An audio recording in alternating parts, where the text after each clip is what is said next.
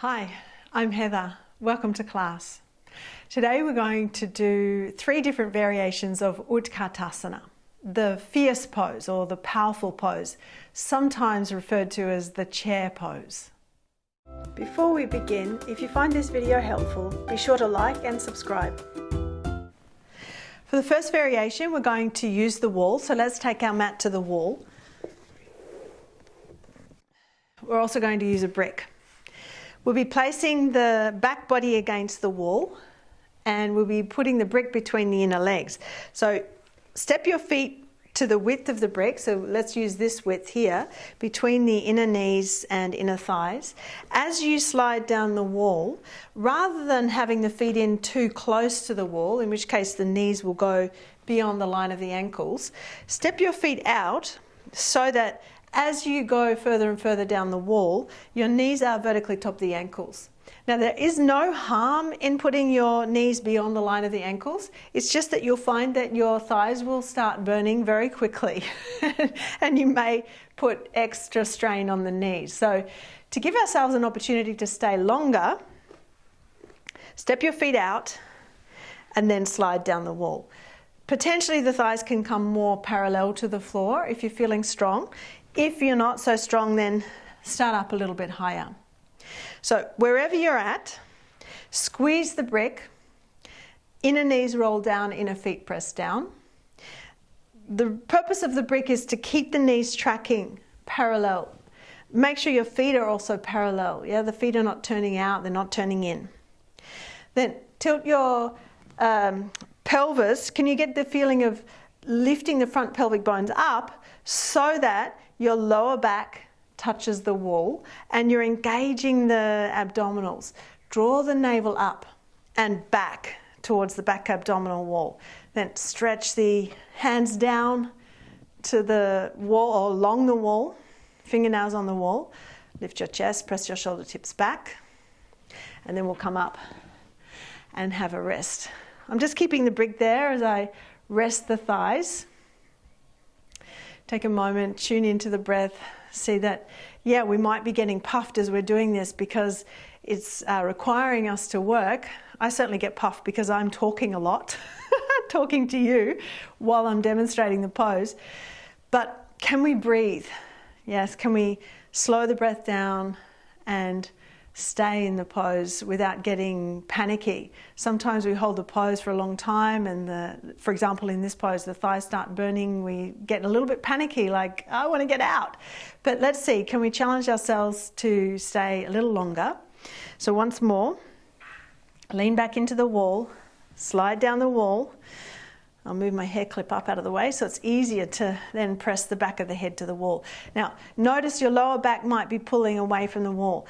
Can you lift the front pelvic bones up, descend the buttock flesh so the lower back comes closer to the wall? Then press the shoulder tips back to the wall, back of the hands to the wall, and keep drawing the navel up and back towards the back abdominal wall.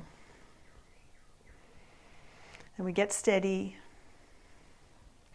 We're aware of the breath and we're slowing the breath down.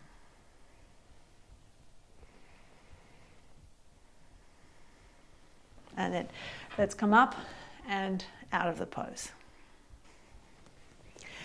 For the next variation, we'll be bringing a chair in and a stick. Now, if you don't have a stick, you can potentially use a broom handle. Now, I want to say about that previous variation of Utkatasana that we practiced, it is somewhat different because in the classic presentation of Utkatasana, we do have the shins on a diagonal and the thighs on a diagonal and the spine on a diagonal. Clearly when we're doing it at the wall, the shins and the spine are vertical, thighs are horizontal. But it can teach us not only about the strength in the thighs, the action in the legs, but also the action of the pelvis. As we're intending to lift the front pelvic bones and keep the lumbar spine to the wall, it can help inform the body about lengthening the lower back, which is what we want to bring into the full pose Utkatasana. For this posture, we're going to be using a stick. Now, as I said, if you don't have a stick, I've just got a piece of dowel and I had that cut, and I usually use this as one of my headstand sticks with the rubber stoppers on the ends. But I've taken them off so that I can use it behind the knees. So as I said, you can use a broom handle for this. And we're going to use a belt as well. So let's take the belt, make the loop wide enough that you can drape it over the knees. So it's just sitting there on the lower part of the thighs and resting on the top of the shins. With the knees and feet hip width apart, then can you feed the stick through the loop of the belt behind the knees? And the belt's going to hold it there, but we want to tighten the belt. So I suggest that you bring the buckle in between your shins and tighten it, and just keep the buckle off the skin so it doesn't pinch your skin when you're tightening the belt. So you're tightening the belt, the stick's not going to move. When we stand up, we'll be feeling the belt around the kneecaps, and we want to straighten the knees eventually. Even though we're doing Utkatasana, we're going to move through Utkatasana to Uttanasana for this variation. So pull your feet in, draw your heels in, back behind the line of the knees, hold the stick and lift yourself off the chair. So the stick's in the back of the knees there, and you're emulating the Utkatasana variation. Now, watch here that you're not sticking your buttocks back and arching your lumbar spine. Can you draw your buttock flesh down, draw the navel up and back towards the back abdominal wall as you lift your chest up? Then we're going to straighten towards Uttanasana. So you can pull on the belt, the hands are pushing the stick, the hands are pushing the stick forward into the knees as you straighten the legs. So the stick is resisting the knees, resisting them straightening, but you're working against the stick. So press your knees back into the belt, into the stick, and make sure your belt's firm enough, whether you want to tighten it or loosen it. If the stick's really uncomfortable, try rolling it up a little higher. So we're in Uttanasana, pulling the stick against the back of the knees, pressing the knees into the stick. Then come back through Utkatasana. So you bend the knees, lift your chest up, and then come to sit back down. We're going to do some repetitions of that. We will bring the arms into place in a moment. I just want us to get used to using the stick and the belt this way first. So again, hold your stick. So you'll be pressing the stick forward into the knees. Lift yourself up off the chair. So you're coming into Utkatasana without the arms lifting up. Then slowly straighten the legs. Come into Uttanasana, pull the belt onto the knees or into the knees and press your knees back into the stick. So you're reaffirming the grip of the quadriceps, the grip of the kneecaps, straightening of the legs, but also potentially preventing the hyperextension of the knees if that's a problem for you. Then we come back out. So bend the knees, lift your chest. Remember, you want to descend the buttock flesh. Yeah, don't stick the buttocks up. Descend the buttock flesh, draw the navel up and back towards the back abdominal wall, and then sit back down. Again, give the legs a little bit of a rest. So this time when we take the body forward into Utkatasana, we'll try stretching the arms up towards the ceiling. So whether you want to hold the stick as you go, firstly, lift the hips up off the chair, and then before you take the arms up, just again, watch you not digging the lumbar in.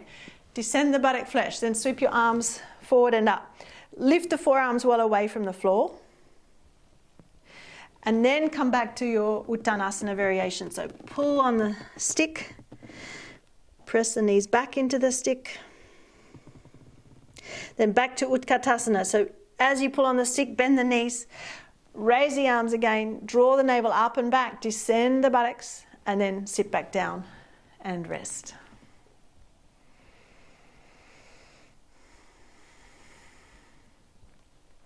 Let's do one more of them.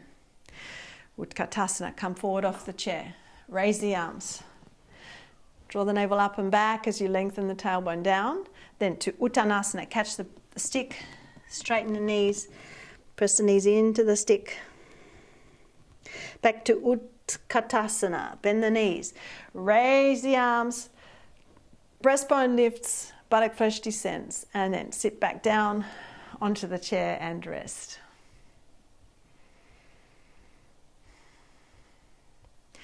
Then we'll undo our belt and take the stick out of the way. For the next variation, we've got our chair still. The back of the chair is facing us now. We've got a couple of bricks and we've got a folded blanket. The blanket is for underneath your heels so that when you squat down, and if you've got the capacity to squat deeper, the heels have got something to anchor to. I know some of us are capable of squatting and keeping the heels down all the way, and if that's the case, then fine. Maybe you can do without the blanket. This just enables us to come down more deeply without worrying whether one heel's lifting over the other, and we can still really push down and anchor through the heels into that blanket. The bricks are going to come in behind the knees. Now the chair is just for stability's sake. You might be able to do it without the chair. So the front corner of the brick, I'm establishing my feet hip width apart. The knees are hip width apart as well. The front corner of the brick is going to come into the knee crease. So I'm jamming it in to the knee crease as much as I can. I'm bending the knees so that the hamstrings come and sit down on the bricks. As I said, the chair's there for stability. So the bricks are helping to create some more space in the knee joint, and they're also squeezing into the hamstrings and the calves as you be able to feel. But can you dig the heels down, lengthen the lumbar spine by descending the buttock flesh? Then hold the bricks as you come to stand up. Give the legs a bit of a rest. Now I know some knees are not so willing to flex as deeply. Then you've got to find your way. What's your level? How low can you go? And the bricks are going to prevent us from going all the way down, which is fine. But using the bricks to create space in the knee joints.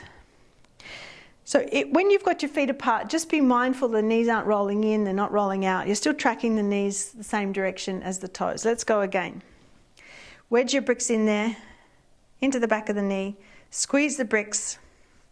You can hold the chair for stability. Descend the buttock flesh. Not sticking the buttocks back and arching your lumbar. Descend the buttock flesh. Lift the navel up. So it's almost as if you're sitting down on the bricks. But plug the heels. Then if you feel strong and stable, take the arms up. But again, don't kick the lumbar spine in. Draw the navel up and back to the back abdominal wall. Then you can reach to the chair if you want to. If it helps you to stand up, let the bricks fall. If that feels better for you to stand up. Again, give the legs a bit of a rest. And we'll do once more. So take your bricks again and let's put them in behind the knees. Squeezing the bricks as you set the thighs down. Lengthen the tailbone down. Draw the buttock flesh down. Then if you feel strong, lift the arms up. Resist the forearms away from the floor. Draw the navel up and back towards the back abdominal wall. And then you can come to stand up again. Whether you want to lean into the chair, whether you want to catch the bricks, do what works for you. Let's put our bricks down for now. Again, we'll use the chair.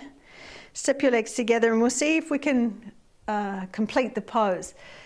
Then from the full pose, we'll see if we can go down more deeply into a deeper squat. Now that's where some of you may prefer to have the bricks there to create space in the knees. Your knees might not agree with you squatting all the way down to the floor.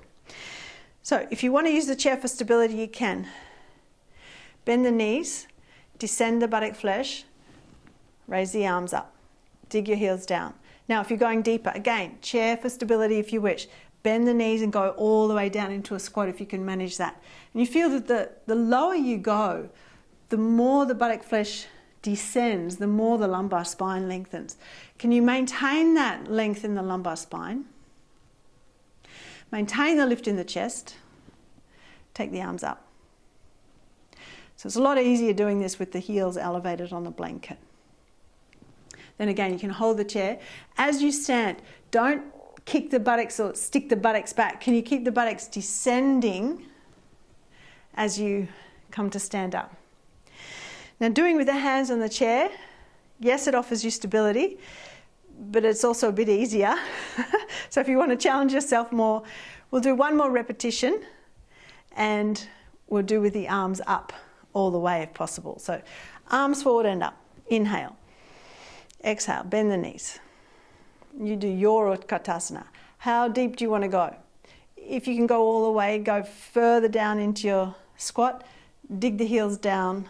Keep the buttock flesh down. Then pass back through that classic presentation of Utkatasana and stand all the way up and lower the arms. Utkatasana is an excellent pose for strengthening the knees and the thighs, and as you can see, there are a number of different ways to approach the pose. If you enjoy practicing with me, I invite you to check out the video library on my website, heatherkitchenyoga.com.au. There are over 450 full-length classes in the library, and I add a new class every week. You can start your membership with a 7-day free trial.